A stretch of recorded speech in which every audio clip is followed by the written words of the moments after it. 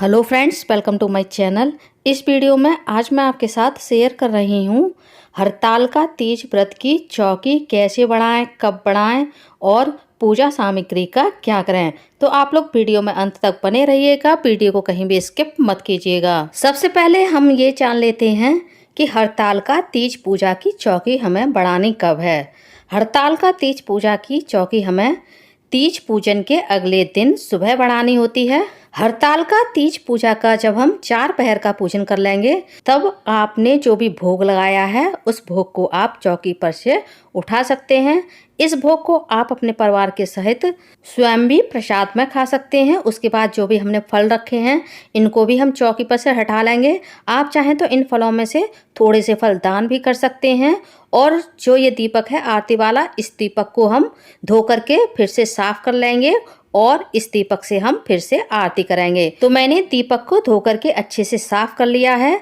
हम धूप दीप प्रज्वलित कर लेंगे और हम भगवान का सूक्ष्म विधि से पूजन करेंगे। ये पूजन आप सुबह 4 बजे भी कर सकते हैं और सुबह 6 बजे भी कर सकते हैं। अब हम भगवान गणेश को, माता गौरी को, भगवान भोलेनाथ को तिलक करेंगे, अक्षत चढ़ाएंगे और कलश का भी पूजन कर देंगे, क्योंकि कलश में हमने सभी देवी देवताओं का आवाहन किया है। तो सभी देवी देवताओं को विदा करने से पहले हम उनका पूजन करेंगे और धूप दीप दिखा देंगे। जब हमारी आरती संपूर्ण हो जाएगी तो हम दीपक को फिर से भगवान के पास ही रख देंगे और जो हमने अपनी शादी का सिंदूरा रखा है उससे हम माता पार्वती को सुहाग दान करेंगे। अब बहुत से लोगों का कमेंट्स आता है कि माता पार्वती से हमें सुहाग कब लेना होता है। तो फ्रेंड्स, आप माता पार्वती से सुहाग हरतालिका तीज वाले दिन जब प्रदोष काल में पूजा करेंगे उस टाइम भी ले सकते हैं, और उसके अगले दिन जब आप माता पार्वती की चौकी बढ़ाएंगे उस दिन भी आपको माता पार्वती से सुहाग लेना होता है। इस तरह से आप 2 बार माता पार्वती से सुहाग ले सकते हैं और अपने इस सिंदूरे को आप वापस से अपने स्थान पर रख दें ताकि आप अगली बार पूजा में इसे फिर से यूज कर सकें। अब हम सभी भगवान के चरण स्पर्श करके उनसे आशीर्वाद लेंगे और अपने अखंड सौभाग्य की, परिवार में सुख शांति समृद्धि की कामना करेंगे। अब हमने जो नारियल प्रसाद में माता पार्वती भगवान भोलेनाथ को अर्पित किया था, इसे हम चौकी पर से उठा लेंगे और आप इसे पूरे परिवार सहित प्रसाद में खा भी सकते हैं और प्रसाद में बांट भी सकते हैं। और जो काले चने का भोग लगाया है इसे भी हम प्रसाद में खा सकते हैं या फिर आप गाय को भी खिला सकते हैं। इसके बाद हमने जो माता पार्वती को सुहाग सामग्री अर्पित की है, आप चाहें तो ये सुहाग सामग्री स्वयं भी रख सकते हैं या किसी ब्राह्मणी को भी दान कर सकते हैं।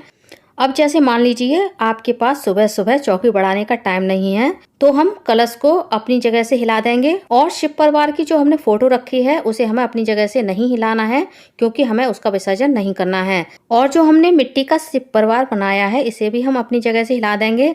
दक्षिणा में जो पैसे हमने भगवान को अर्पित किए हैं वह हम किसी पंडित को दान कर देंगे और बायने में जो भी हमने साड़ी, सूट, सुहाग सामग्री और दक्षिणा हमने सास के लिए निकाली है वो हम सास को दान कर देंगे। आप ये बायना अपनी सास को हरतालिका तीज वाले दिन प्रदोष काल की पूजा करने के बाद भी दे सकते हैं या फिर आप अगले दिन भी सुबह अपनी सास को दान में दे सकते हैं। जब हमारी आरती का दीपक शांत हो जाएगा तभी हमें चौकी बढ़ानी है। पूजा में शिव जी को और गौरी मैया को जो भी हमने फूल, पत्ते, बेलपत्र, बेल, धतूरा, आग के पत्ते अर्पित किए हैं, इन सभी को हम एक पात्र में इकट्ठा कर लेंगे। आप चाहें तो इन सभी फूल पत्तों का भूमि विसर्जन भी कर सकते हैं और आप चाहें तो सभी फूल पत्तों का जल विसर्जन भी कर सकते हैं।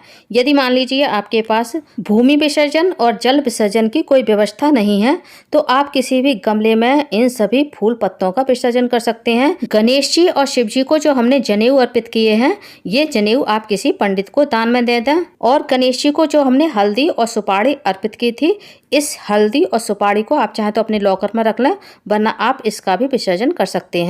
अब हमने जो कलश के ऊपर दीपक रखा था इस दीपक को भी हम हटा लेंगे और दोबारा से साफ करके पूजा में यूज कर लेंगे।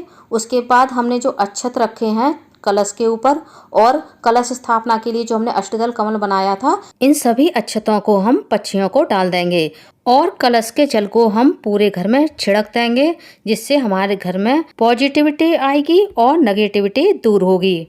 अब हमने जो शिव परिवार मिट्टी से बनाया है, इसका चाहे तो आप घर पर भी एक बड़े पात्र में विसर्जन कर सकते हैं, वरना आप किसी नदी, तालाब या फिर गंगा जी में भी इस शिव परिवार का विसर्जन कर सकते हैं।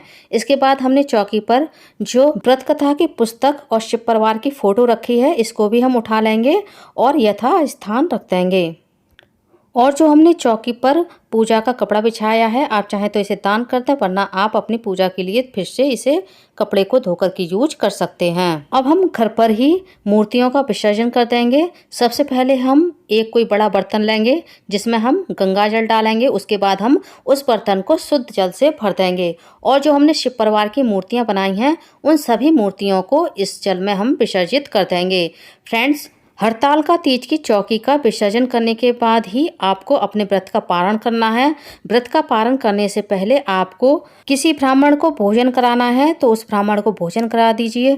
जो भी दान करना है आप वो दान कर दीजिए।